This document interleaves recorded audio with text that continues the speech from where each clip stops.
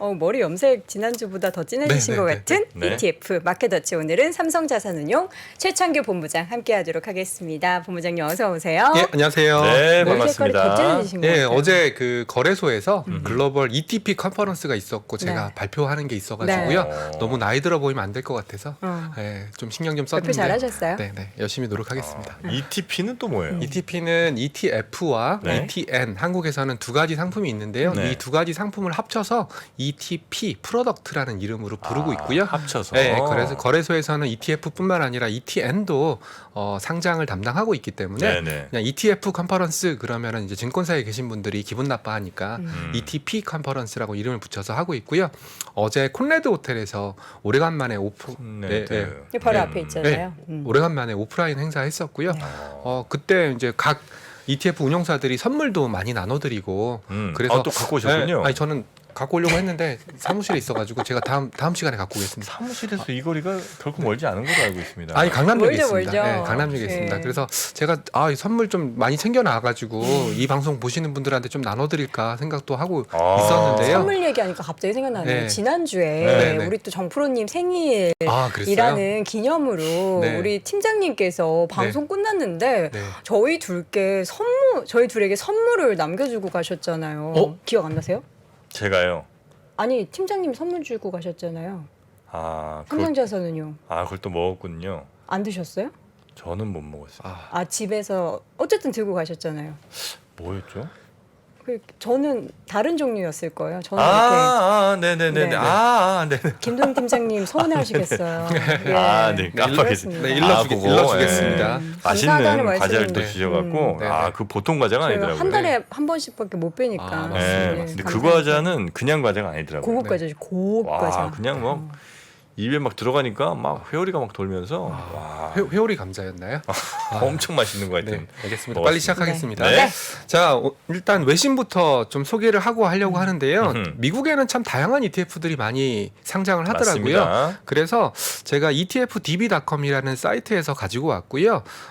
짐 크레머라는 좀 유명한 CNBC에 출연하시는 유명한 앵커분이 짐 계신가 크레머. 봐요. 네. 네, 이분의 반대로 하는 ETF와 이분 말대로 하는 ETF가 상장했습니다. 짐 반꿀, 짐 정꿀. 네, 뭐 이런 그래서 거군요. 이거를 제가 번역을 네. 잠깐 누르면은요, 아마 이제 영문 번역이기 때문에 음흠. 함께하는, 그러니까 순방향으로 추정하는 ETF, 네. 그리고 반대하는, 그러니까 인버스 ETF가 이 짐 크레이머라는 이런 앵커분의 이제 추천 종목이라든지 뭐 그런 거를 따라하는 또는 반대로 하는 그런 ETF가 나왔고요. 제가 항상 꿈이 두 가지가 있었어요. 네. 치킨 ETF가 꿈이었고요. 네네. 그리고 정프로님 정반꿀. 반대로 하는 ETF가 꿈이었는데 미국에는 그런 가능하다, 이거네요. 그런 꿈이 실현되는 것 같아서 요거를 처음으로 좀 꼽아 갖고 왔습니다. 네. 반대로 하는 거는 이거 어떻게 수익률이 네. 괜찮나 모르겠어요. 네네. 그래서 뭐 제가 이제 한 달 전 10월 6일 기사니까 뭐 한 네. 달 정도 흐른 후에 다시 한번 뭐 포트도 점검해서 네네. 말씀드릴 거고요. 뭐 그런 것들도 뭐 꾸준하게 체크해서 말씀드리도록 짐 하겠습니다. 크레이머가 약간 원래 좀 불리시한 예, 분이잖아요. 맞습니다. 굉장히 불리시한 사람이다 보니까 오히려 불리시하게 되면 저 사람 반대로 하면 되겠네. 뭐 네. 이런 반대 심리도 많이 일어나니까 그래서 아마 그런 류의 상품이 나왔고 참 미국은 참 대단한 나라인 것 같아요.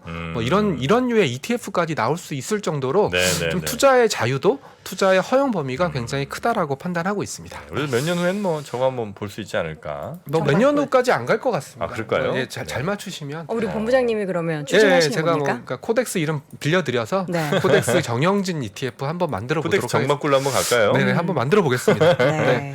자, 그리고 두 번째는 네. 최근에 ETF 업계가 굉장히 시장에 대한 고민들을 많이 하고 있고요. 그래서 어떤 ETF를 출시하는지를 짬짬이 살펴보시면 도움이 될 것 같아서 그거 이제 코드 번호 딴 거 제가 갖고 왔고요. 화면 잠깐 띄워주시면은요.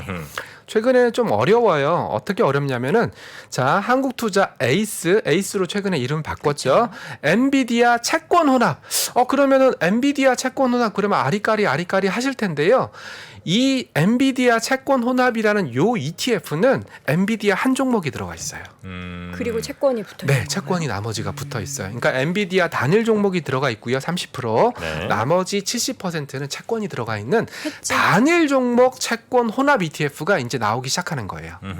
그래서 요 밑에 보시면은 또 약간 또 이상한 이름의 또 ETF가 나오거든요. 보시면은 코덱스까지는 뭐 삼성자산 브랜드니까 네. 23-12 이게 뭘까요? 23-12? 예. 이게 뭘까요? 2023년? 맞습니다. 2023년 12월에 만기가 12월. 되는 채권 ETF가 나온다는 거예요. 예. 이제는 이걸 제가 지난번 방송에서 만기 매칭형 ETF라고 네. 말씀을 드렸는데요. 1년 ETF 2개월 남은 거예요? 이제 1년 아직 한 상장되지 않았고요. 아마 12월에 상장할 그쵸, 걸로 1년짜리. 예상이 되고 딱 있으니까 1년이네, 그러면. 그러니까 딱 만기가 1년인 채권 ETF인데 어떤 채권이냐? 국공채. 예, 국고채. 그리고 요 밑에 보시면은 똑같습니다. 코덱스 23-12 2023년 12월에 만기가 되는 은행채 채권 ETF.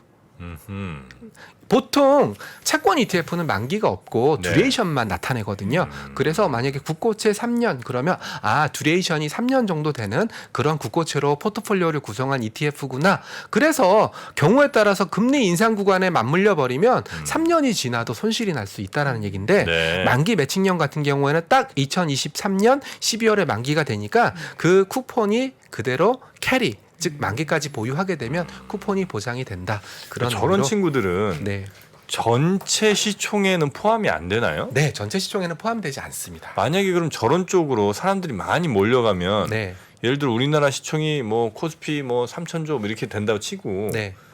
저런 쪽으로 사람들 기관들이 많이 몰려가면 네. 우리 시총은 점점 쪼그라드는 거예요? 아닙니다. 그렇지 않습니다. 왜요? 저기 시총에 포함 안 된다면서요? 지금은 채권 ETF를 말씀드렸기 때문에 그런 건데요. 네, 네. 만약에 주식 ETF다라고 가정했으면 네. 그 주식 ETF 자체는 시총에 포함되지 않지만 그 주식 ETF를 구성하고 있는 주식들은 그 주식을 사니까. 네, 사니까 그거는 그만큼 그대로 그 유지가 주식의 되고. 시가총액에 반영이 되는 부분이거든요. 네네네. 네, 대신 그래서 채권 ETF 같은 경우는 포함이 안 되고 돈도 안 들어오고. 근데 뭐 또 채권 시장을 안 봐서 그렇지만 전체 채권 시장으로 본다면 네. 또 그 ETF에 돈이 몰리게 되면 그 채권을 사야 되지 않습니까? 네. 예, 운용사가. 음. 예, 그래서 그 채권 ETF의 뭐 소화라든지 유통이라든지 그런 측면에서는 긍정적인 역할을 할 수 있죠. 네네네. 네네네. 그래서 이제는 ETF들 쪽에서 두 가지 움직임이 나타나고 있는데 제가 계속 반복적으로 말씀드리고 있어요. 채권 쪽으로 좀 많이 가고 있다. 그래서 제가 이제 안전자산 쪽으로 ETF 투자 트렌드가 흘러가고 있다라는 말씀을 드렸고, 그리고 단일 종목을 담고 나머지는 채권을 담는 이것도 뭐 일종의 방어적인 성격이겠죠. 한 종목만 그대로 들고 있으면 그 종목의 체계적 리스크에 노출될 수 있으니까 네. 종목은 30%만 담고 나머지 70%는 채권을 담아서 뭐 연금 계좌라든지 뭐 연금 계좌는 아직까지 주식 매매가 안 되지 않습니까? 네. 단일 종목. 그래서 연금 계좌를 겨냥해서 단일 종목을 담고 나머지 채권을 담았으니까 좀 안정성도 보강하는 그런 류의 ETF들이 나오고 있고, 또 ETF 이름만 봐서는 이제는 이게 무슨 말이지? 모를 정도로 좀 약간 복잡해지고 있으니까 그래서 제가 선제적으로 좀 말씀을 드려봤습니다. 네. 네. 또 ETF 오늘 어떤 이야기 해주실지 봤더니 호가 가격 단위가 달라지나요? 요거는 뭐 내년부터? ETF 얘기는 아닌데요. 화면 잠깐 띄워주시면은요. 네. 예, 이제 호가가 좀 약간 너무 띄엄띄엄 있다. 그래서 그 촘촘하게. 예, 촘촘하게 바꿔주겠다라는 내용이 있고요. 이거 이 예전에 내용을 시험 볼때 오고 이 내용을 제가 이제 들고 온 이유는 또 찾아보니까 ETF나 ETN은 10만 원까지는 호가가 5원이에요. 예, 1,000원이어도 5원, 10,000원이어도 5원, 5만 원이어도 5원이에요. 예, 그래서 그런 차이가 좀 있어서 제가 가지고 와봤고요. 왜 그렇죠? 예, 그냥 예. 이유는 없나요? 아마 좀 이제 이 호가 제도가 네. 주식 위주로 좀 먼저 만들어주고 그리고 ETF나 ETN이 지금은 많이 대중화됐지만 네. 실제로 대중화된 게 그렇게 오래되지 않았거든요. 나중에 그 상장을 하다 보니까 좀 제도적인 괴리가 좀 있었던 것 같아서 이런 호가 갭이 좀 촘촘하게 되고, 또 호가 갭이 촘촘하게 되면 매수매도 스프레드가 줄어드는 거니까 아마 투자자들한테는 상당히 유리한 그런 제도 변화가 아닐까. 특히 뭐 ETF나 ETN을 매매하시는 분들한테도 좀 유리하지 않을까 싶어서 요거 가지고 왔고요. 네. 그리고 두 번째로는 약간 좀 뭐 이 방송 보시는 분들은 좀 생소하게 느끼실 수 있는데 알고리즘 매매 혹시 정프로님 들어보셨나요? 알고리즘 매매. 네. 아유, 좋죠. 아니면 고빈도 매매, 고빈도 매매. 좋죠. 하이 프리퀀시 트레이딩. 하이 프리퀀시가 꿀맛이죠. 아, 그런가요? 네. 예, 알고리즘 매매라는 건 뭐냐면 좀 굉장히 전산상의 속도를 이용해서 네. 자주 매매 호가를 제시하고 또 매매 호가를 제시하면서 또 거기서 발생할 수 있는 불균형.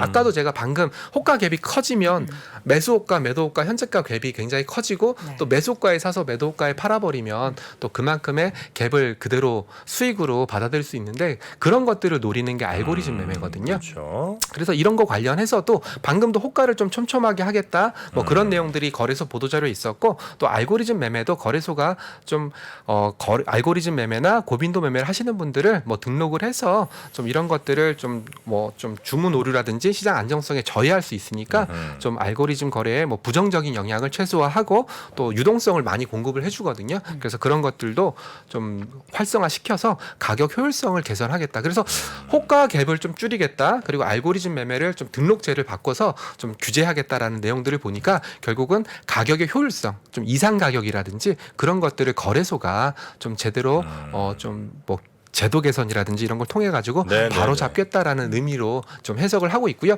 이런 내용은 아무 데서도 얘기를 안 하실 것 같아 가지고 네, 제가 좀 가지고 아유 왔습니다. 고맙습니다. 자, 이어서 신규 상장 네네네. ETF 신규 상장 이야기. ETF 오늘 좀 재미있는 ETF 하나가 좀 상장을 했어요. 화면 잠깐 보시면 KB스타에서 한국에서는 아직까지도 가장 잘 통하고 있는 테마는 2차 전지거든요. 네. 그래서 2차 전지의 이제 끝판왕이라고 할 수 있는 리사이클 재활용까지 ETF가 나왔습니다. 그래서 한번 갖고 왔고요. KB스타 배터리 리사이클이라는 ETF고요. 요거는 제가 화면에서 잠깐만 좀 보여드릴게요. 예, 이게 오늘 개인 투자들이 순매수를 가장 많이 한 ETF인데 오늘 상장했는데 4등을 했어요. 그러네요. 이게 인버스를 30억. 진짜 많이 사시네요. 예. 뭐 인버스나 뭐 고버스 같은 경우에는 시장 변동성이 있고 그럴 때는 늘 항상 상위권에 있는 건데 고버스, 인버스, 고버스 그다음에 4등이 이 리사이클이에요. 그래서 와 한국 사람들은 역시 2차 전지 특히 2차 전지뿐만 아니라 양극재, 음극재와 같은 소재뿐만 아니라 이 소재를 재활용하는 업체들까지도 굉장히 관심이 많구나라는 걸 느꼈고요. 어떤 종목 갖고 있는지 잠깐만 볼게요. 네. 예, 요거까지는 보여드리는 게 제일 좋을 것 같아가지고 예, 여기 보시면은 구성 종목. 예, 성일하이텍 아, 예, 기억나시죠? 최근에 상장한 종목인데 뭐 그 황간 뭐 황산 이런 데에서 2차 전지를 재활용하는 그리고 최근에 공모가 대비해서도 주가가 굉장히 많이 올랐던 대표적인 종목으로 알고 있고요. 예, 이 종목이 5% 그리고 코스모 화학 그리고 뭐 고려아연, 뭐 세비캠, 에코프로, 인선 ENT 이런 종목들을 들고 있어서 아마 개인 투자들의 관심 그리고 또 보통 2차 전지 그러면은 SK 이노베이션, 뭐 네. LG 에너지 솔루션 이런 종목들의 비중이 많은데 이 ETF 같은 경우에는 오히려 그런 종목들의 비중이 5% 정도로 적고 반대로 성일하이텍이나 코스모화학 뭐 이런 종목들의 비중이 상대적으로 높게 나타나다 보니까 뭐 시장의 관심을 좀 집중받게 된 게 아닐까 그렇게 좀 생각을 좀 하고 있습니다. 네. 신규 상장한 배터리 관련해서 리사이클링 네. ETF 소개를 해주셨고요. 네. 이어서는 뭐 지수 변경. 네네 지수 변경은 제가 뭐 늘 항상 얘기를 하는 건데요. 제발 좀 기억을 해주셨으면 좋겠어요. 코스피 200은 6월에 한 번, 12월에 한 번 이렇게 2번 정기 변경을 한다. 그 내용 좀 기억해 주시면 되고요. 그리고 MSCI는 언제 정기 변경하죠? MSCI요? 예, 2월, 5월, 8월, 11월. 네, 1년에 4번 정기 변경하니까 네. 지금은 11월이지 않습니까? 그래서 MSCI 정기 변경이 11월 11일 날 종목이 발표되고 11월 30일 날 리밸런싱 할 거고요. 그리고 코스피 200은 12월이니까 마찬가지로 12월 말쯤에 변경되는 종목들을 발표할 거니까 그래서 제가 좀 갖고 와 봤고요. 화면 잠깐 띄워주시면 코스피 200부터 말씀을 드릴게요. 코스피 100은 6월에 한 번, 12월에 한 번, 1년에 2번 정기 변경하는데 이번에는 정균 애널리스트님께서는 거의 변화가 없을 거다라고 발표를 하셨어요. 예측을 하셨어요. 롯데제과 삼양식품 정도 들어갈 것 같습니다라고 얘기를 했고요. 오히려 삼양식품은 뭐 그렇게 가능성이 크지 않기 때문에 롯데제과 정도만 코스피 100에 들어갈 것 같습니다라고 얘기를 했고요. 오히려 여기 밑에 보시면은 유동지식 변경이라는 걸 말씀을 주셨는데요. LG 에너지 솔루션 혹시 보이시나요? 안 네. 보입니다. LG 에너지 솔루션이 조회사. 상장한 지 얼마 안 됐기 때문에 그 유동 비율이라는 것은 뭐 시장에서 트레이딩 불가능한 주식은 빼겠다라는 내용인데 기간 락업이 좀 풀렸어요. 그래서 유동 비율이 10%였는데 이번에 15%로 5%포인트 늘어날 거고요. 네. 5%포인트 늘어나는 만큼 시총 비중에서 차지하는 비중은 늘어나겠죠. 그래서 대략 한 65bp, 0.65%포인트 정도 LG에너지 솔루션의 코스피 200 내 비중이 늘어날 겁니다. 그리고 제가 코스피 200 추종하는 자금은 작게는 40조, 크게는 100조니까 크게 보면 100조 곱하기 0.65%만큼 LG에너지 솔루션 매수세가 확대됐다라고 보시면 됩니다. 네. 네, 그래서 이번 코스피100 정기 변경에서는 뭐 롯데제과 정도 보시면 되고요. 그리고 LG에너지 솔루션이 유동 비율이 늘어났으니까 요 정도 관심 있게 보십시오라고 얘기를 했고요. MSCI에서는 딱 한 종목만 보시면 돼요. 현대미포조선. 예, 김동영 애널리스트가 예측을 했는데요. 11월 11일 날 발표가 되고요. 현대미포조선이 굉장히 가능성이 높다라고 판단을 하고 있으니까 MSCI 관련된 수혜는 현대미포조선, 그리고 코스피100 정기 변경 관련된 수혜는 뭐 패시브 수급은 LG에너지 솔루션 요 정도로 정리를 드리겠습니다. 네. 금투세 이게 정말 많은데 네. 이게 도입되면은 토탈 네네네. 리턴 ETF가 사라질 수도 있는 건가요? 네, 정말? 그렇죠 이게. 이게 그- 분배금을 다시 재투자해서 네네네. 그 화면 잠깐 띄워주시면 오늘 한국경제에서 기사가 좀 크게 나왔어요. 네. 그 한국에서는 두 가지 방식이 있습니다. PR 프라이스 리턴 방식과 TR 토탈 리턴 방식의 두 가지 방식이 있고요. PR은 프라이스 리턴이니까 그 ETF에서 갖고 있는 종목에서 발생한 배당이라든지 수입을 분배를 하는 방식이 PR 방식이고요. PR은 특별히 ETF에서 표시하지 않습니다. 그렇지만 나는 분배받기 싫다. 오히려 분배받은 것을 재투자해서 네. 오히려 투자 수익률을 높이는 데가 더 주안점을 두겠다라는 방식이 토탈 리턴이거든요. 그러면 토탈 리턴을 한국에서 허용하게 됐던 법리적인 그 규칙이 있는데 그 법리적인 규칙이 뭐냐면요. 한국에서는 모든 펀드는 1년에 한 번 분배를 하게 돼 있어요.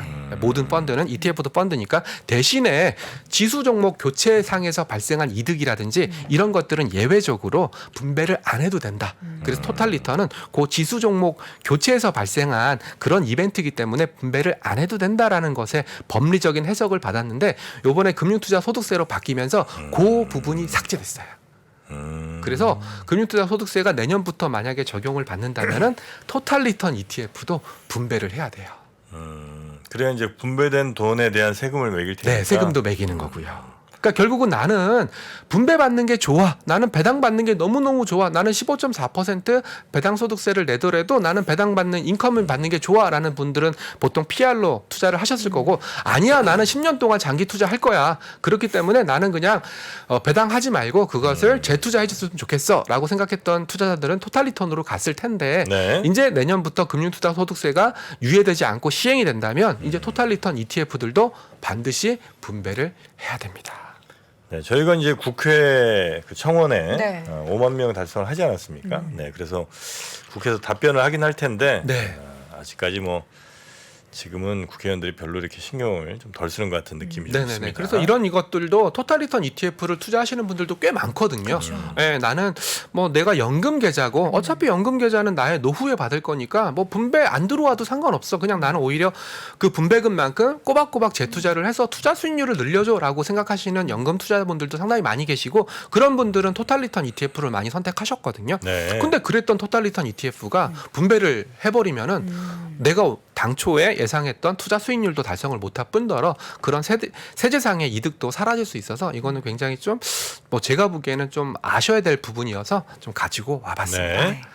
자, 마지막으로 항생테크 네. ETN 상장 폐지 소식. 네네네. 상장 폐지예요? 네네네. 항생테크 아무래도 뭐 최근에 홍콩 증시가 시진핑 연임되고 나서 굉장히 힘들다라는 건 아실 텐데요. 네. 이거는 좀 화면 잠깐 띄워주시면 10월 26일 날 발생했던 이벤트인데 항생테크, 항생지수 내에서 테크 종목으로 모아놓은 지수가 있는데 이 지수를 추종하는 KB증권의 ETN이 상장 폐지됐고요. ETN은 상장 폐지 규정이 약간 달라요. 2019년 이후에 상장한 ETN은 1,000원 미만이면 폐지하게 돼 있거든요. 그래서 그 요건에 해당돼서 상장 폐지가 결정이 됐고 이미 상장 폐지가 됐고요. 제가 이 말씀을 드리려고 한 게 아니라 그만큼 홍콩 증시가 좀 완전히 좀 거의 패닉 상태다라는 것을 보여드리기 위해서 가지고 온 거고요. 그 밑에 제가 시진핑 사진 붙여놓은 것은 또 홍콩 지수 HSCI 지수를 기초로 한 ELS들이 또 넉인이라고 해서 이제 원금 보장 구간을 벗어날 정도로 많이 하락했다라는 얘기거든요. 그래서 그런 얘기들이 많이 나오고 있고 옆에 제가 전종규 위원 코멘트도 좀 갖고 왔는데 이거는 좀 어떤 증시적인 요인이라기보다는 자본시장적인 요인이라기보다는 좀 정책적인 정치적인 이벤트가 좀 크게 작용하고 있는 상황이다라는 것을 좀 말씀드리기 위해서 좀 가지고 와봤습니다. 네. 네, 저도 최근에 홍콩 관련된 ETF들도 많이 있어요. 뭐 항생 테크 ETF도 이미 ETN은 상장 폐지됐지만 ETF도 있고요. HSCI 지수를 추종하는 ETF들도 많이 있어요. 그래서 저도 이걸 보면서 이 투자자분들한테 어떤 얘기를 해드려야 될까 굉장히 고민이 많은데 너무 정치적인 요인이다 보니까 저도 뭐 딱히 드릴 수 있는 코멘트가 없어서 좀 답답한 마음에 가지고 와봤습니다. 네. 네, 그러면 오늘 ETF 네. 시간은 이 정도로 마무리하고요. 네네네. 네, 또 다음 주에 뵙도록 하겠습니다. 네, 다음 주에는 선물 가지고 오도록 아유, 하겠습니다. 아니, 농담입니다. 네. 네, 최창규 본부장님 대단히 고맙습니다. 고맙습니다. 네. 저희 3프로TV가 우리나라에서 가장 많은 데이터를 분석하는 송기령 부사장과 함께 미래대학 강의를 선보인 지가 벌써 1년이 지났습니다. 대기업의 임원진들과 기관의 큰 프로젝트로만 제공되던 깊이 있는 통찰을 최초로 온라인을 통해서 공개했었는데요. 여러분들이 보내주신 다양한 피드백을 바탕으로 한층 더 업그레이드해서 다시 돌아왔습니다. 3프로TV 미래대학 확장판. 현상은 벌어진 거고 함의는 그 안에 들어있는 이유란 말이죠. 예측 그러시던데요. 예측이 아니라 이해입니다. 그렇게 가게 돼 있어요. 누구보다 먼저 사회 변화를 포착하고 자신만의 전략을 수립하시는 귀한 시간이 되실 겁니다. 11월 7일까지 구매하시는 모든 분들께는 송기령 부사장과 함께하는 토크 콘서트 참석의 기회를 드리겠습니다. 영상 하단의 링크를 클릭하시거나 네이버에서 3프로TV를 검색해 주세요.